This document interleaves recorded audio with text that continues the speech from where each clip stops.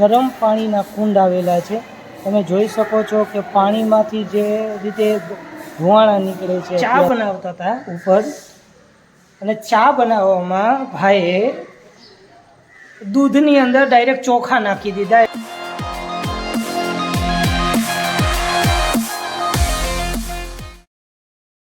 હર હર મહાદેવ, જય શ્રી કૃષ્ણ. ત્યારે સુપ્રભાત થઈ ગઈ છે, તો ચાલો હવે અને જોઈએ કે કેવા દ્રશ્યો આપણને દેખાય છે. વાહ, શું વાત છે! જેવો જ દરવાજો ખુલે છે અને સામે કૃષ્ણ ભગવાન કાનુડાનું મંદિર દેખાય છે. વાહ, આનેથી બધું શું જોઈએ. ઉપર પણ મંદિર છે, અહીંયા પણ મંદિર છે. આખું જંગલ જ છે, ચારેય કોર તમને જંગલ દેખાશે.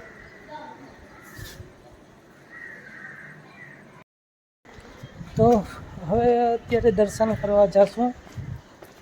રાતે તો દર્શન કર્યા હતા. મંદિર અંદર તો કેમેરા લઈ જવાનો અલાઉ છે નહીં, તો તમને બહારથી જ મંદિરના દર્શન કરાવશું.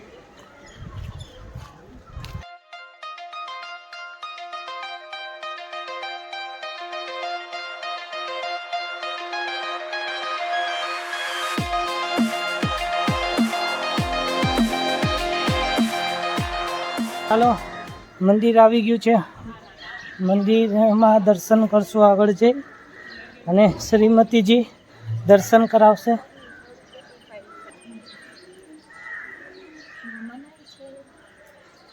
આમ તો મનાઈ છે, બટ અંદર સુધી આપણે નહીં જશું.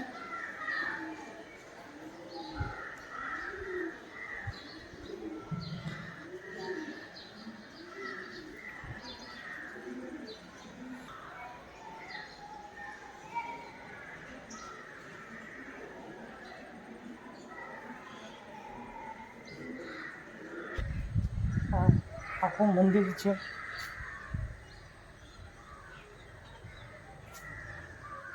અને એક નાની એવી ટ્રાય કરીશ કે તમને આ મંદિરની પાછળનો એરિયો કેવો સૌંદર્ય દર્શાવે છે. આ મંદિરની પાછળનું જે દ્રશ્ય છે એ એકદમ સુંદર અને મજા આવી જાય એવું લોકેશન છે. નારિયેળીનું ઝાડ, એકદમ સુંદર દ્રશ્ય છે. મંદિર પણ એટલું જ મસ્ત છે. અને ક્યારે પણ તુલસી શ્યામ આવો તો અહીંયા રહેવાની પણ સારી એવી સગવડ છે. જંગલની અંદર રહેવું હોય તો સારી એવી તમને અનુભવ અહીંથી મળી શકે છે.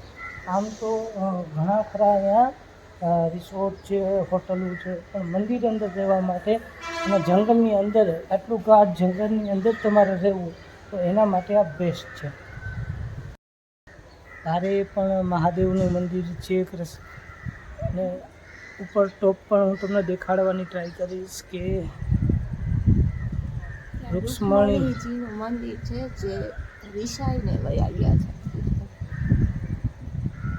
આ પગથિયા છે સીડીનું.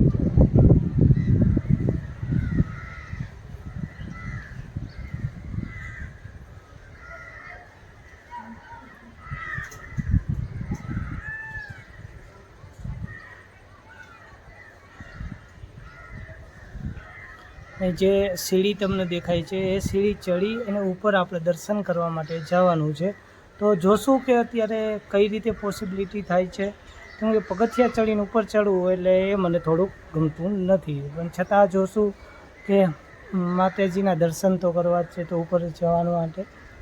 અને સ્ટોરી કંઈક એવી છે કે કૃષ્ણ ભગવાનથી રિસાઈ અને રૂક્ષ્મણીજી ત્યાં ચાલ્યા ગયા હતા. ઘણી સ્ટોરી સાંભળેલી છે, તો કદાચ જો આપણને અનુકૂળ પડશે અને પૂજારીજીને પણ અનુકૂળ પડશે તો એમને મળી અને થોડી ઘણી આપણે વાતચીત કરશું. મહાદેવ.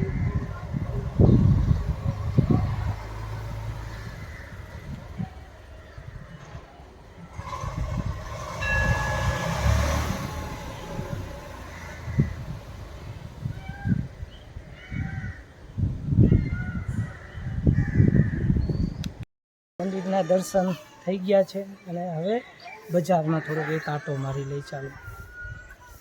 ગરમ પાણીના બહુ સારા એવા કુંડ આવેલા છે. તો ચાલો તમને એ પણ દેખાડી. આખી બજાર છે, નાની એવી જ બજાર છે પણ છે ખરી. સવારના નાસ્તા પાણીની બધી જ અહીંયા વ્યવસ્થા હોય છે. સવારનો નાસ્તો પાણી કરવો હોય તો બધું જ અહીંયા મળી રહી છે. ગુજરાતમાં આવ્યા છીએ અને એમાં પણ સૌરાષ્ટ્રમાં તો તમે જોઈ શકો છો ફાફડા, જલેબી, ગાંઠિયા બધું જ અહીં મળી રહેશે આપને. આ ગરમ પાણીના કુંડ આવેલા છે. તમે જોઈ શકો છો કે પાણીમાંથી જે રીતે ધુવાણા નીકળે છે અત્યારે.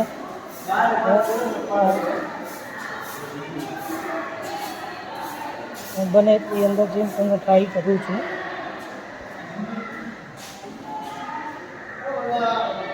એકદમ ગરમ છે.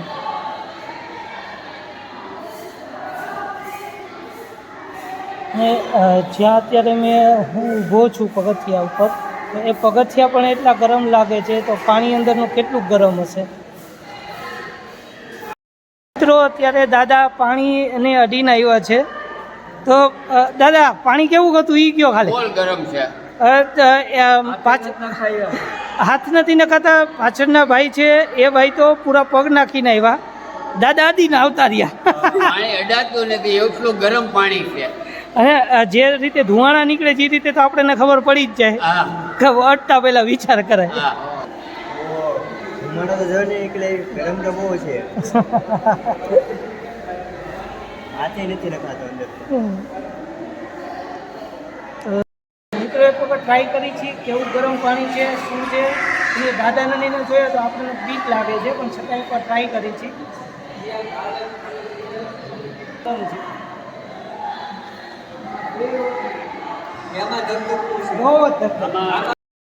અંકલ કંઈક કહે છે કે ત્રણેક કુંડમાં પાણી અલગ અલગ છે.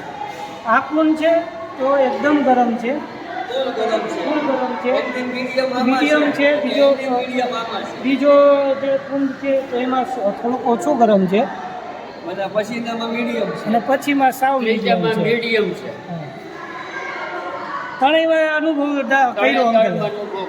આમાં હાથે નથી નખાય, આમાં હાથ નાખી શકો થોડો, ઓલામાં તમે પગ ધોઈ શકો. નાવું હોય તો આમાં ધોવાય. હા, બાકી જો આ કુંડ અત્યારે તમે જોઈ શકો છો ખાલી જ છે, કેમ કે ગરમ અને એવા કુડકુડિયા પણ ગરમના બોલે છે. ગરમ પાણીનો અહેસાસ કરી લીધો છે. હવે ફરીથી બજાર તો જોઈ છે. તો જેવા જ મંદિરની બહાર નીકળી તો ત્યાં જ આપણને એક નાસ્તા ગૃહ મળી જાય છે.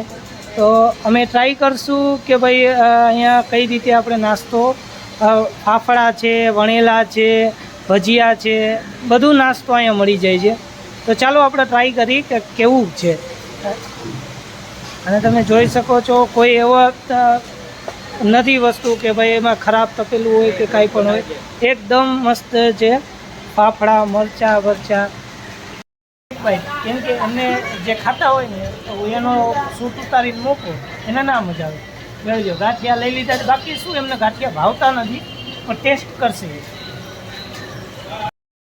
સો મિત્રો અમે ગયા હતા નીચે આંટો મારવા, બધું જોવા કે ભાઈ કઈ રીતનું શું છે, અને થોડાક મંદિરના તમને દર્શન પણ કરાવ્યા. આગળ અમે ક્યાં આપણે જોયું બધું.